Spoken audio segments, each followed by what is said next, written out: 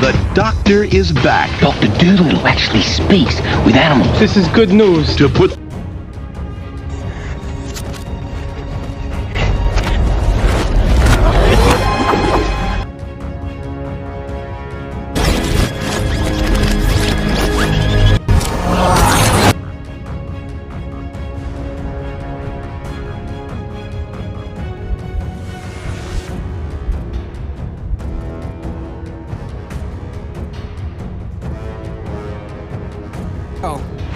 Dr. Dolittle 2.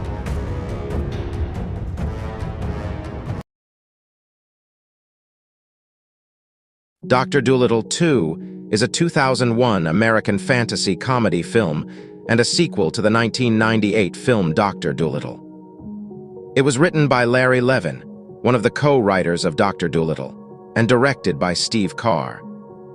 The film stars Eddie Murphy in the title role of Dr. John Dolittle, Kristen Wilson, Jeffrey Jones, and Kevin Pollak. It tells the story of Dr. Dolittle as he tries to help the animals protect their forest from unscrupulous human developers. He decides to populate the forest with a species of animal that the law protects, and enlists the help of Ava, voiced by Lisa Kudrow, a lone Pacific Western bear living in the condemned forest. To provide her with a mate, Dolittle turns to Archie, voiced by Steve Zahn, a wise-cracking circus-performing bear. This is the last Dr. Dolittle film to feature Eddie Murphy in the lead role, before Kyla Pratt assumed the lead role in future films, starting with Dr. Dolittle 3 in 2006. It is also the last Dr. Dolittle film to feature Raven Simonet as Chris Dolittle. 3 years after the events of the first film, veterinarian Dr. John Dolittle's ability to talk to animals has made him famous, and he travels the world performing his skills. Returning home from France, he gives his younger daughter Myra a chameleon named Pepito, and grounds his eldest daughter Carisse for doing poorly in school, confiscating her phone for a week. Carisse's boyfriend Eric joins the family for the former's 16th birthday party, where an opossum and a raccoon named Joey tell John that their boss, the God Beaver, godfather of the rodent mafia, wants to see him. John meets the God Beaver and agrees to save a forest from being cut down by mating an endangered female Pacific Western bear with a male. At a circus, John persuades Archie, the sole surviving Pacific Western male, to accompany him to the forest and become a real bear. John takes his family on a month-long vacation to the forest, where he makes a deal with the sole surviving Pacific Western female bear named Ava, who is involved with a male Kodiak bear named Sunny. She agrees not to make any decisions for a month after John promises to turn Archie into a bear she will love. Struggling to train Archie, who is used to the pampered lifestyle, John hires the local forest creatures to chaperone Carisse and Eric, and neglects his wife Lisa. After assuring Archie that he will find a way to win Ava's heart, John attempts to win Lisa back by dancing in their cabin, with every animal in the forest watching, but Lucky the dog accidentally ruins it. Archie attempts to get Ava's attention by imitating John's singing, but falls from a tree branch. Humiliated, he refuses to leave his new-found cave, but becomes frustrated with John's insults and knocks him into a muddy hole, finally listening to his inner bear. Later, Archie spends the day with Ava, whose relationship with Sunny is declining. Lucky tries to woo a female wolf, successfully urinating around her territory, but is interrupted by one of her packmates before she agrees to go out with him. Meanwhile, Sunny forces Ava to leave Archie. Logging magnate Joseph Potter and his lawyer Jack Riley attempt to make a deal with John to spare some parts of the forest, until Archie tells John he has prepared his big finish to win Ava and goes after a beehive at the edge of a tall hill, ignoring John's warnings and the attacking bees who also attack a nearby Riley. He manages to get the hive, finally winning Ava's heart and the respect of the other forest animals. Ava then dumps Sunny, finally having had enough of his rudeness to Archie. In a game of hide and seek with Ava, Archie is tranquilized by Riley. John learns that Archie had somewhat destroyed the back of a restaurant. After getting information from a weasel, John visits Archie in jail, telling him that he may be too dangerous to go free and will be sold to a Mexican circus, ending John's chance of saving the forest. His determination is quickly reignited, however, when John realizes that Kristen has developed her father's gift of talking to animals. He rallies the animals of the forest not to give up without a fight and free Archie. Kristen, Eric, and Maya rebel against the loggers with the aid of wolves, while word of Archie's predicament spreads, leading animals around the world to go on strike. At Potter Wood Industries, Mr. Potter and Riley are attacked by the animals. While Riley takes the brunt from the birds, wolves, and bees, Mr. Potter is cornered by Ava and Joey, forcing him to finally start negotiating with John and the animals. As the negotiations go on, the strike continues to grow with several animal pros like race horses and Shamu getting in on the act. Finally, a deal is made and the Dolittles and animals accept, freeing Archie and saving the entire forest outside San Francisco. John and Kristen become closer, talking with and helping animals together, while Archie and Ava mate and have 2 cubs who try to take after their father. Dr. Dolittle is a cute, crude, and good-hearted movie about a doctor who can talk to the animals and listen, too, often as they loudly pass gas. It combines the charm of the 1998 movie with the current Hollywood obsession with intestinal tracts, resulting in a movie that kids, with their intense interest in digestive details, may find fascinating. Eddie Murphy stars as a famous veterinarian who now runs his own animal clinic, complete with 12-step therapy groups for ownerless dogs. His home life is almost more demanding than his work. His daughter Kristen, Raven Simone, is 16 and starting to date, and his wife, Kristen Wilson, is remarkably patient with a house full of pets and a yard full of animals, including a raccoon who comes to summon the doctor to an emergency.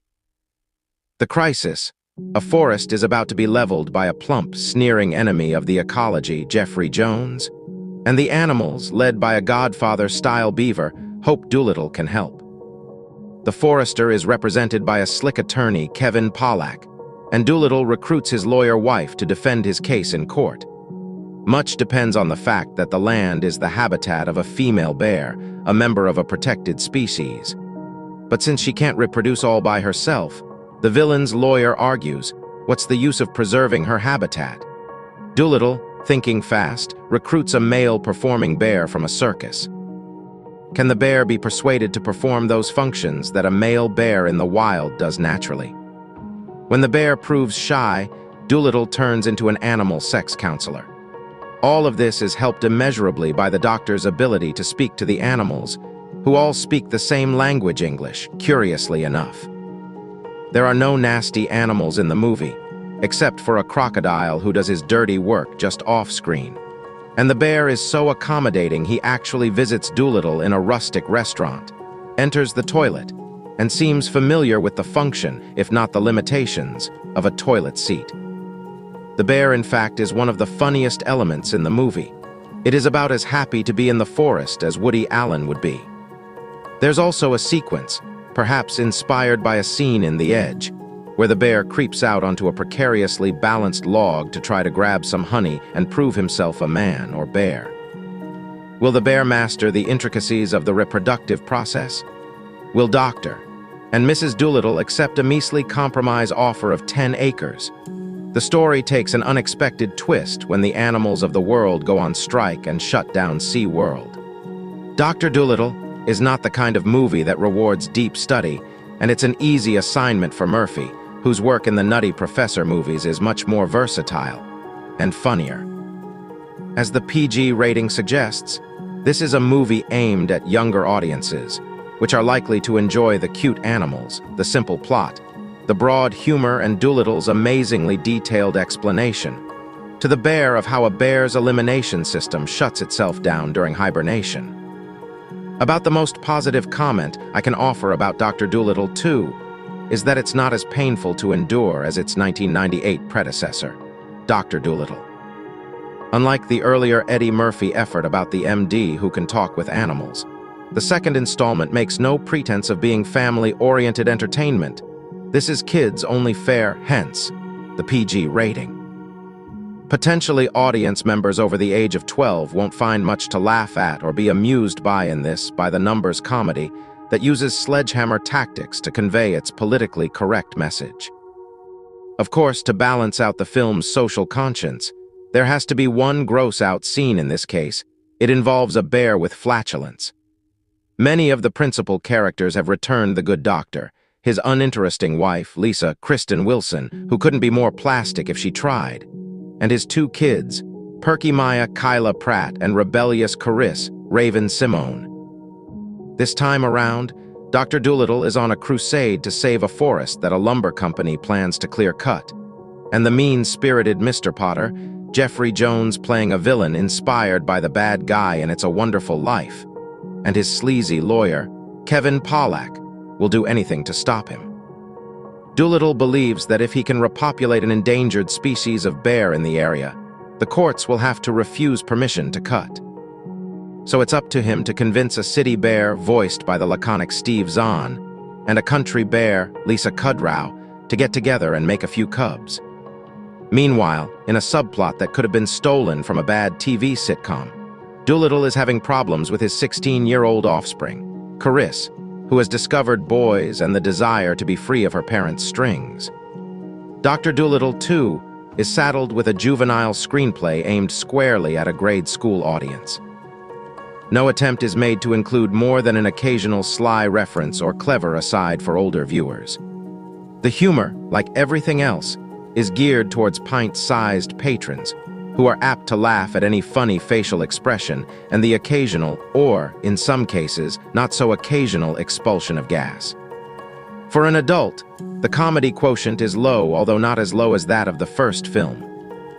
Predictably, the loudest laughter at the screening I attended occurred during the flatulence scene, with Dolittle trapped in a small room desperately trying to inhale fresh air through a partially open window.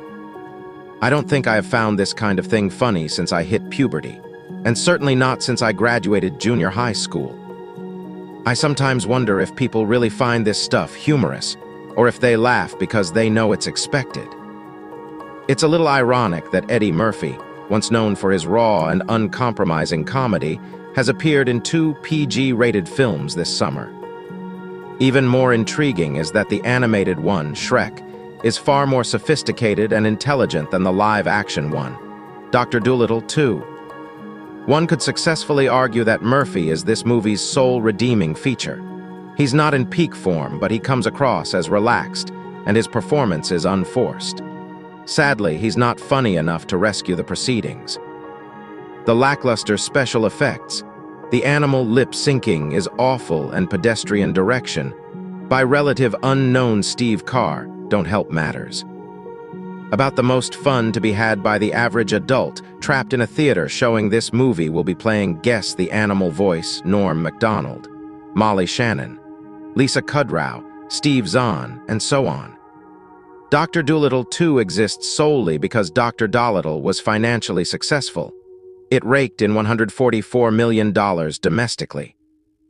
Like a couple of recent sequel bombs, 102 Dalmatians and Crocodile Dundee in Los Angeles, the absence of a strong plot-related motivation for the movie has led to complete creative bankruptcy. Perhaps the best decision made by the producers was to aim Dr. Dolittle 2 at children. Since they're far less discriminating than adults, they won't notice the avalanche of problems that will be immediately apparent to every mature moviegoer attracted by the lure of Eddie Murphy, and a menagerie of digitally and animatronically enhanced creatures.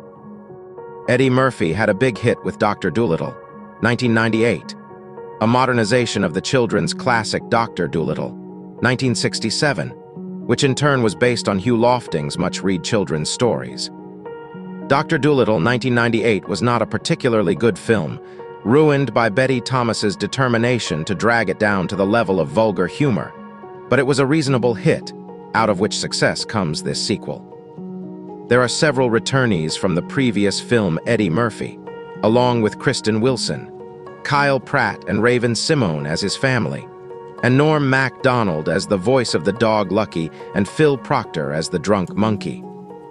Most welcomely, Betty Thomas is absent, having gone on to other inane efforts like 28 Days, 2000, with the directorial baton having been passed on to Steve Carr, previously the director of Next Friday, 2000, and of subsequently comedy successes like Daddy Daycare, 2003.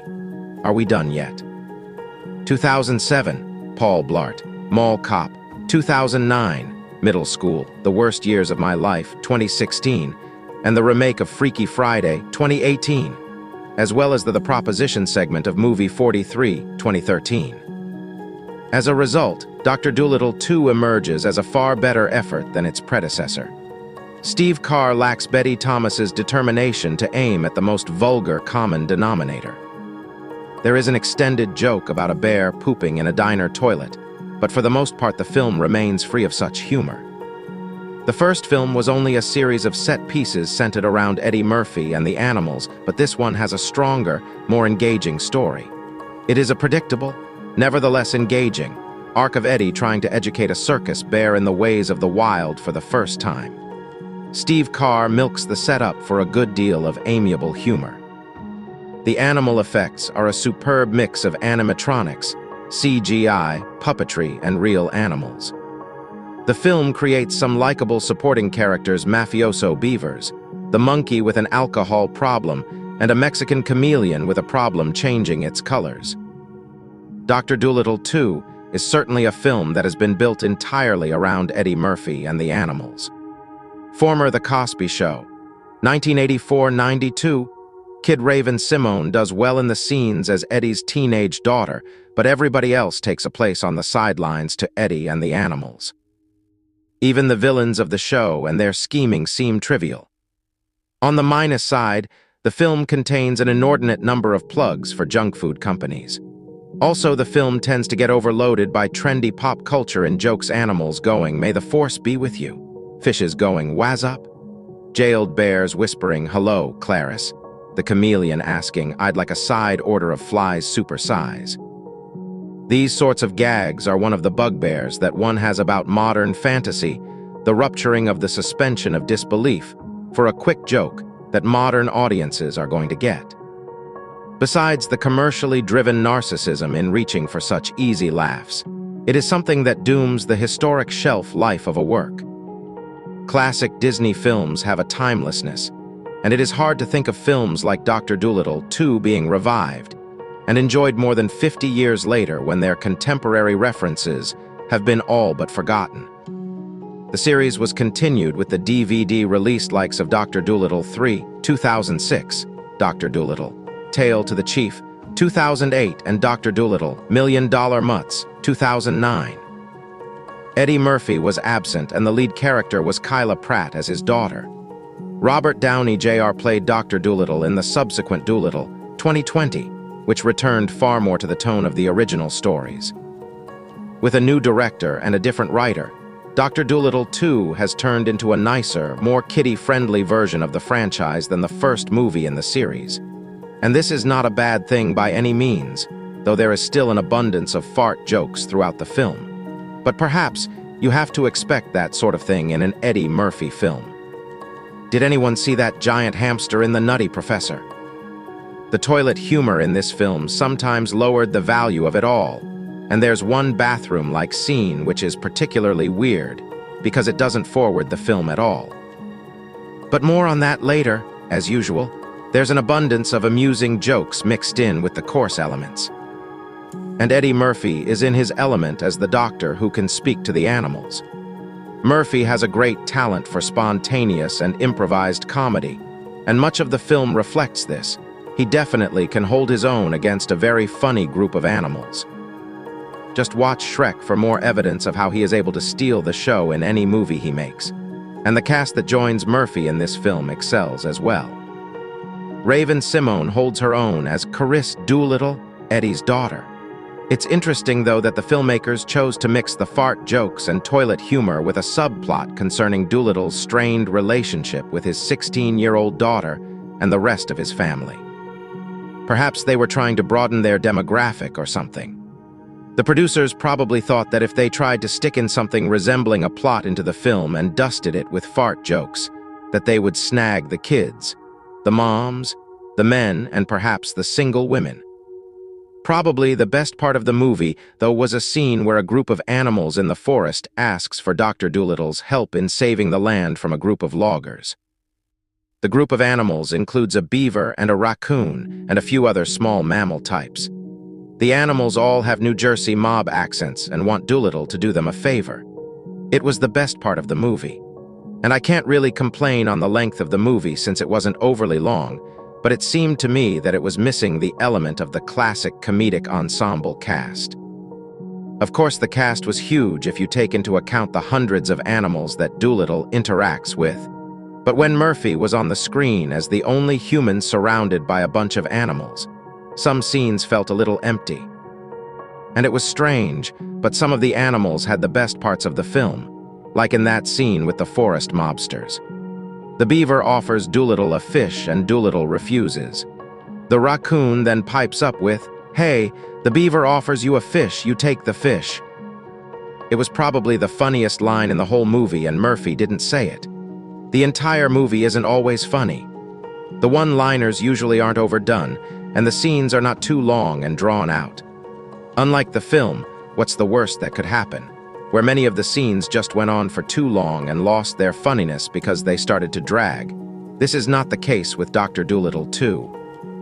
The scenes are short enough so that the audience is still laughing after they are over. But this can also be a problem. Not with the comedy in the scenes, but with the content of the scenes. The filmmakers of this sequel have tried to expand the conscience and meaning of the Dolittle franchise by making the story about environmentalism and saving the forests against loggers. But it never really digs deep enough into the subject matter to make is serious enough for anyone to take notice of the politics that is threaded through the movie. It's like light environmentalism or Sunday brunch activism. It's almost as if the filmmakers have sugar-coated the lecture so much that there's no lecture left. Ah, but who's complaining? It's just a summer movie. But before I conclude this review, I just have to have one word on the farting bathroom scene in the middle of the movie. In it, the bear that Dolittle is trying to save, voiced by Steve Zahn, confronts him at a restaurant in the small town near the forest that Dolittle is trying to save. Dolittle tries to get the bear to leave the populated area, but the bear won't, saying he has to go to the bathroom. We then, of course, have Dolittle shoving the bear into a bathroom in the restaurant where the bear makes a huge stink. Although the scene starts out okay, it veers off into some weird fart and toilet territory that just goes nowhere for about 3 minutes. I suppose it was just the obligatory bathroom scene.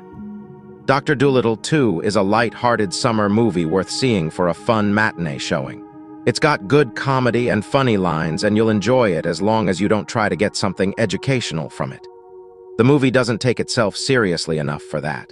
Sequels are never easy to direct. They are set up to become franchises for some studios. After the financial success of the first film, so much pressure is put on to double the box office gross.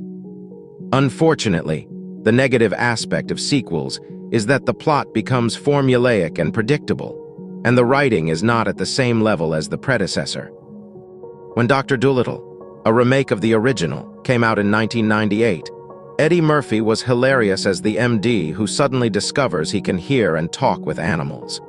Having him talk with dogs, cats, and parrots was a sight to see. It was the beginning of his comedic comeback, after a few missteps such as Metro and Holy Man. In this sequel, the comedic flair is mediocre as kids would love this, but the adults may find their patience wearing thin. There's not much to the story as Eddie, Dr. Dolittle, and the gang, family, and animals have returned to the screen with a lame storyline. Several animals have come to the house of Dr. Dolittle to seek his help in saving a forest that a lumber company plans to chop down. Mr. Potter Jeffrey Jones and his lawyer, Kevin Pollack, will do anything to get their way. On the heels of convincing his 16-year-old daughter, Carisse Raven Simone, that they will be going to Europe, he now must get her to go along with the family to the forest. She decides to go, but not before she invited her new boyfriend, Lil Zane. While in the forest, Dr. Dolittle tries to convince a city bear, voiced by Steve Zahn, to lives in the forest because the animal is an endangered species, and it will help their cause. The good thing about this film is that it is meant for kids of all ages. Kids love to see dogs, cats, parrots, and bear act silly, especially when they can't comprehend what's going on. Michael Rappaport is funny as the raccoon sent to get the doctor as he were a mob. It's no easy feat getting animals to do the tricks you see on screen. The negative aspect of this film is that the script is filled with nothing for adults to laugh at. Although both films are targeted at kids, the level of humor in the first film was for all ages. Eddie was more funnier when he was exploring his newfound power. He seems too stoic and bland dealing with the situation. Kids will also appreciate seeing a father bond with a daughter. Raven Simone did a good job as the elder daughter competing with the animals to get her father's attention. Bringing kids to see this film will be a treat for them, as the level of humor is better suited for them. In 1998, Eddie had 2 hits with the first Dolittle and Mulan. So far, he has a major hit with Shrek, another kid-oriented that's also good for adults as well. He may have another hit with this film, but the jury is still out. By Bill Chambers, there comes a day when you can no longer revile a bad movie with any urgency, because another one's going to come along regardless, sure as the sun sets.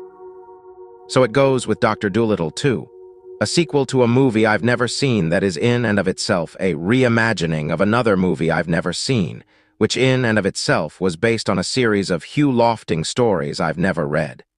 And not a second of Dr. Dolittle 2 inspired me to retrace its steps. This is the story of Dolittle, not Do-Lots. But to call Dr. Dolittle 2 uninspired, because it does not inspire, would be to tell a half-truth. Certainly the special effects, designed by the wizards at Rhythm and Hues, reach a new plateau of believability for talking animal CGI. And computer animation aside, the 2001 film has a distinctive, endearing 80s flavor that's unique to this era. I mean, it's about evil land developers. The world has apparently accepted veterinarian John Dolittle's heightened powers of communication with the animal kingdom. He is now, rather than avoided, busy as a beaver, though not, perhaps, the one who beckons him to the river via his hench raccoon. The movie mixes homages with some success. As a Corleone-style confab commences, a squirrel remarks, "Gotta go get the acorns, get the acorns." A nice stream of consciousness reference to Goodfellas. Pepito, the god beaver, has heard through his Bay Area contacts that Dolittle is the best person to help save their trees from clear-cutting, because he might just be able to talk the forest's lone Pacific West grizzly into mating with an outsider bear, one raised in captivity.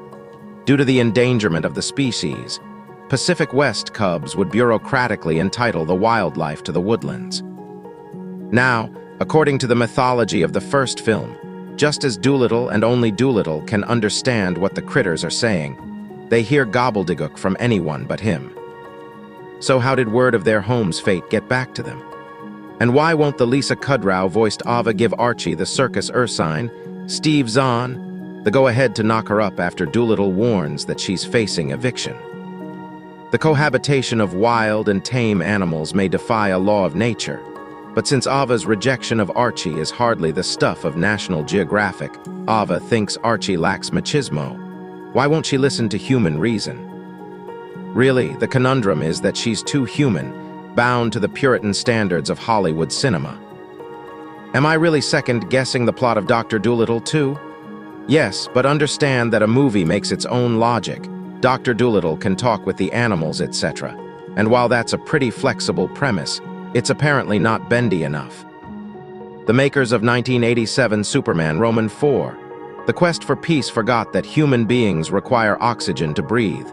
Thus a climax in which 2 female Earthlings were swept up into outer space without the benefit of spacesuits, helmets, or air tanks, and lived. Yet, if we can call Dr. Dolittle too charming, it might be because of this retro disregard for complex obstacles. It takes the path of least resistance through the material, which is why, along with Archie's jokes, it's pretty easy to watch, if profoundly unfulfilling. Directed by Steve Carr, starring Eddie Murphy, Lil Zane, Jeffrey Jones, Kevin Pollak, Kyla Pratt, Raven Simone, and Kristen Wilson. Worthy sequels. Some would say the former expression is, by its very nature, an oxymoron. Long the holy grail of film directors everywhere, few follow-ups to successful first installments have emerged with their heads up. But what kind of sequel can we expect when Chapter 1 was itself poor? Dr. Dolittle 2 provides the emphatic answer. Now that Dr. Dolittle's Eddie Murphy ability to converse with animals is common knowledge, the good doctor's business is booming. With pet owners converging on Shay Dolittle seeking treatment for their furry friends and the doc's pseudo-celebrity status on the rise as a result, life is rosy. Well, professionally at least. Domestically, life is a little more complicated. With Mrs. Dolittle, Kyla Pratt, having to cope with her homestead under constant surveillance from a deluge of animals and their owners, and teenage daughter Carisse, Raven Simone, fretting about incipient adulthood, the doctor must now treat the cracks in his own life. But first, he must rise to another challenge. When a ruthless industrialist signals his intent to raise acres of forest land for development, the animals solicit the help of Dolittle in saving their habitat. Much to his daughter's chagrin, the doctor agrees. The key to saving the forest lies in helping Circus bear Archie adjust to the wilderness as a mate for Ava, a lone Pacific Western bear living in the condemned forest. If Dr. D can succeed with his enterprise, the law to protect endangered species can be invoked, and the forest will be saved. Cue a series of totally unfunny set pieces where Dolittle strives against the odds to elicit feral instincts from the timid and hopelessly inept Archie. The outcome is as predictable as it is trite. With a script that creaks under the weight of tired toilet gags, Dr. Dolittle 2 emerges looking like it has gone 10 brutal rounds with a starving bear. Admittedly, the film is aimed at kids, yet is difficult to see how even children could warm to this. Often tedious, occasionally cheap-looking, and always unimaginative, this should certainly put paid to any plans for a third installment. But this being Hollywood, I wouldn't bank on it.